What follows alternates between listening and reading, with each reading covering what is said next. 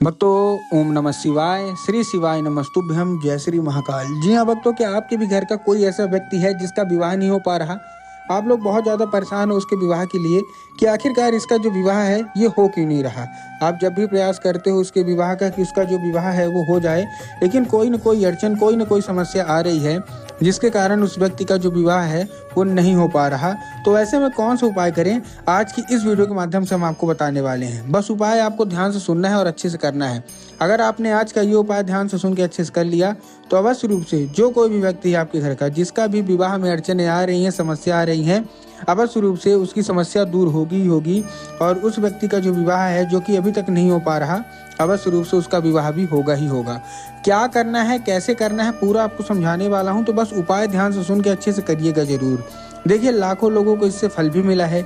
जिन लोगों की भी मनोकामना पूरी नहीं हुई थी और जिन लोगों का भी विवाह नहीं हो पा रहा था, उनका विवाह भी पक्का हुआ है इसी के उपाय के करने मात्र से। जैसा कि आपको पता होगा कि पूज्य गुरुदेव की जो कथा होती है उसमें लाखों की भीड़ आती है। कैसे आती है भीड़? लाखों की भीड़ आती है। और जब गुरुदेव की कथा में लाखों की भीड़ आती है तो वहाँ ज़्यादातर जो भक्त होंगे वहाँ क्या करते हैं, आपको भी पता है कि जो ज़्यादातर जो भक्त होते हैं वो पत्र के द्वारा, किसके द्वारा? पत्र के द्वारा अपनी मनोकामना गुरुदेव तक पहुँचाते हैं। तो अभी गुरुदेव की कथा चल रही थी, आज से 4 से 5 महीना पहले की बात है। गुरुदेव की कथा चल रही थी और गुरुदेव की कथा में लाखों की भीड़ आई। अब जब गुरुदेव की कथा में लाखों की भीड़ आई तो वहाँ ज़्यादातर जो भक्त थे उन्होंने क्या किया, पत्र के द्वारा, किसके द्वारा? पत्र के द्वारा अपनी मनोकामना गुरुदेव तक पहुँचाई। अब जब गुरुदेव के पास पत्र पहुंचा और गुरुदेव ने पत्र पढ़ा तो वहाँ गुरुदेव ने देखा कि ज़्यादातर जो भक्त है ना, उनकी क्या है, एक ही मनोकामना है। जो भी माता पिता है उनकी केवल और केवल एक ही मनोकामना है कि गुरुदेव, हमारा जो बच्चा है उसका विवाह नहीं हो पा रहा, हम लोग बहुत ज़्यादा परेशान हैं कि उसका विवाह हो जाए। लेकिन अभी तक उस व्यक्ति का जो विवाह नहीं हो पा रहा। हर एक प्रयास कर लिया, हर एक संभव कोशिश कर ली, लेकिन फिर भी कोई ना कोई अड़चन, कोई ना कोई समस्या आ रही है जिसके कारण उसका जो विवाह है वो नहीं हो पा रहा। हम लोग बहुत ज़्यादा परेशान हैं। क्यों? उसकी जो उम्र है वो भी धीरे धीरे बीतती जा रही है। कोई 30 साल का हो गया, कोई 35 साल का हो गया, कोई 40 साल का हो गया, यहाँ तक कि 45 साल के भी लोग हो गए हैं, लेकिन उनका विवाह अभी तक नहीं हो पा रहा। कृपया करके कोई उपाय बता दें, हम लोग बहुत ज़्यादा परेशान हैं। अब जब गुरुदेव ने ये देखा तब गुरुदेव ने 2 से 3 उपाय बताए और कहा केवल और केवल ये उपाय कर लेना, तुम्हारे घर का जो भी सदस्य है जिसका भी विवाह नहीं हो पा रहा, अवश्य रूप से उसका जो विवाह है ना वो होगा ही होगा। अब जब क्या किया, अब जब गुरुदेव ने उपाय बताया तो लोगों ने जा जाके इस उपाय को घर में करना शुरू कर दिया। अब जैसे ही लोगों ने जा जाके इस उपाय को घर में करना शुरू कर दिया, वही लोग गुरुदेव की कथा में मात्र 1 से 1.5 महीने के बाद वापस आए। अब जब वही लोग गुरुदेव की कथा में वापस आए तो उन्होंने फिर से एक बार गुरुदेव को पत्र लिखा। लेकिन ये वाला जो पत्र था, ये आप जान के हैरान हो जाओगे कि ये वाला जो पत्र था ये गुरुदेव को धन्यवाद के रूप में पत्र था कि गुरुदेव धन्य हो आपका, आपके द्वारा बताया गया उपाय हमने कर लिया है, हमारी सारी की सारी मनोकामना पूरी हो गई है। हमारे घर का जो व्यक्ति था जिसका विवाह नहीं हो पा रहा था उसका विवाह भी पक्का हो गया है। आपका कोटि कोटि धन्यवाद।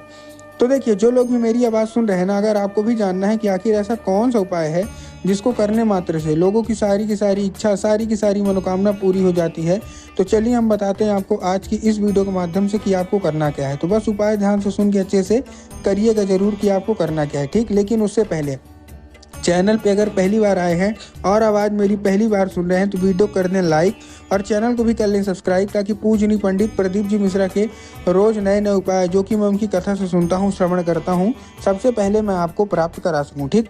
तो देखिए, जो हमारा पहला उपाय है 3 काली मिर्च और 1 धतूरे का है। क्या है का है, फिर से समझिएगा, 3 काली मिर्च और 1 धतूरा। अब देखिए, काली मिर्च और काली तिल में ना बहुत सारे लोग कंफ्यूज होते हैं कि काली मिर्च क्या है, काली तिल क्या है, हमको थोड़ा साफ साफ बताओ। तब गुरुदेव ने साफ साफ बताया है कि आपको क्या लेना है, काली मिर्च लेना है, ठीक। ले लिया। काली मिर्च लेने के बाद आपको करना क्या है, उसके साथ आपको 3 काली मिर्च के साथ 1 धतूरा ले लीजिए, ठीक। ले लिया धतूरा। अब धतूरा लेने के बाद उसी व्यक्ति को दे दीजिए जो कि आपके घर में जिसका भी विवाह नहीं हो पा रहा। अब जैसे ही वो क्या करेगा कि ले लेगा, उसको भेज दीजिए सीधा सीधा शिव मंदिर। अब जैसे ही शिव मंदिर पहुंचेगा, शिव मंदिर पहुंचने के बाद उसको क्या बोलना है कि शिव मतलब जो दक्षिण दिशा में खड़ा हो जाए और उत्तर की ओर अपना चेहरा कर ले। अब देखिए, दक्षिण और उत्तर में बहुत सारे लोग कंफ्यूज भी होते हैं कि दक्षिण क्या है, उत्तर क्या है, हमको थोड़ा साफ साफ बताओ। तब गुरुदेव ने बताया कि आप जिस भी शिव मंदिर जा रहे हैं उस शिव मंदिर का जिधर साइड जलाधारी होगा, आपको अपना चेहरा उधर साइड करके खड़े हो जाना है, ठीक। खड़े हो गए।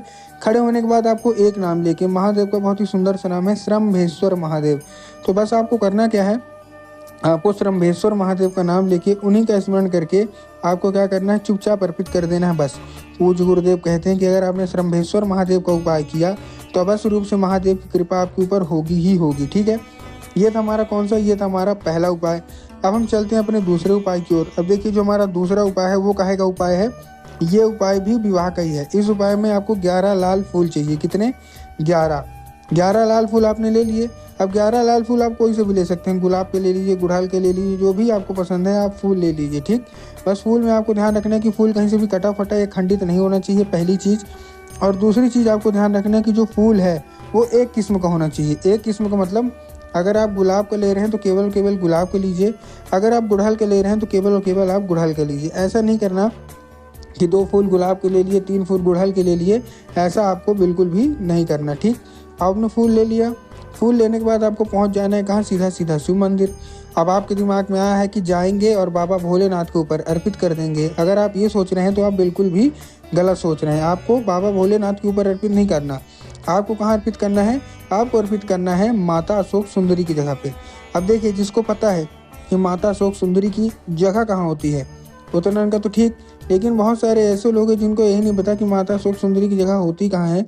तब गुरुदेव ने साफ साफ बताया है, क्या बताया है कि गुरुदेव ने साफ साफ बताया है कि जिधर साइड शिव मंदिर जैसा है, शिव मंदिर की जो जलाधारी है, जलाधारी के बिल्कुल बीचों बीच उनकी जगह होती है। ठीक, तो आपको करना क्या है, चुपचाप वहीं आपको फूल अर्पित करके अपनी मनोकामना मांग लेना है। पूज्य गुरुदेव कहते हैं कि अगर आपने इतना ही कर लिया तो बस रूप से जो मनोकामना है ना वो पूरी होनी ही होनी है। ठीक है, ये था हमारा दूसरा।